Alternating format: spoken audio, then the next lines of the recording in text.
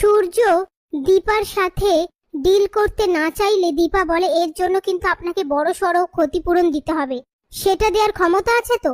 আর বলে আপনি সব মনে রেখেছেন কিন্তু আমাকে ভুলে গেলেন কি করে? সূর্য বলে কি জানি, মাঝে মাঝে আমি কোনো কিছুই মনে করতে পারি না। এরপর উর্মি আর কুন্তলা সূর্যর ঘরে ঢুকে ওষুধটা বদলে দিলে সোনা সেটা দেখে নিলে কুন্তলাকে জিজ্ঞেস করে তোমরা এখানে কি করছো? কুন্তলা বলে আমরা সূর্যর সাথে দেখা করতে এসেছিলাম, এই বলে কথাটা ঘুরিয়ে দেয়।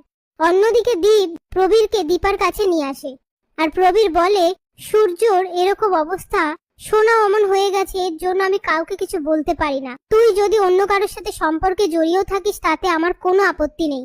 দীপা বলে আমার জীবনে শুধু ডাক্তারবাবুই আছে আর মিডিয়া অনেক রকম ভুলভাল খবর বানায়। প্রবীর বলে তুই বাড়ি ফিরে চল, তোকে ছাড়া আমরা কেউই ভালো নেই। দীপা বলে আমরা যাব, সবকিছু ঠিক হয়ে যাবে। পরের দিন উর্মি সূর্যকে ওষুধ খাইয়ে দীপার নামে উস্কায়। সেই মুহূর্তে দীপা সেখানে সূর্যের জন্য ফুল নিয়ে আসলে সূর্য সেই ফুলটা ছুঁড়ে দিয়ে বলে আপনি খুনি, আপনি রুডিকে মার্ডার করেছেন। দীপা বলে আমি তো খুনি, কিন্তু কি জন্য মার্ডার করেছি সেটা বলতে পারবেন? তখন সূর্য আর কিছু মনে করতে পারে না। এরপর দীপা লাবণ্যর সাথে দেখা করতে অনাথ আশ্রমে আসলে লাবণ্য দীপাকে বলে আমার এখানে থাকতে ভালো লাগে না, তুমি আমাকে বাড়িতে নিয়ে চলো। ঠিক তখনই আশ্রমের একজন মহিলা এসে বলে এভাবে এখানে দেখা করার নিয়ম নেই, ওনার গার্জেন ছাড়া কাউকে অ্যালাউ করব না। দীপা বলে ওনার গার্জেন হিসেবে কার সই আছে? সেই মহিলা বলে গার্জেন হিসেবে বাবা সূর্য সেনগুপ্ত আর কাকিমা হিসেবে খাতায় সই আছে উর্মি সেনগুপ্তর।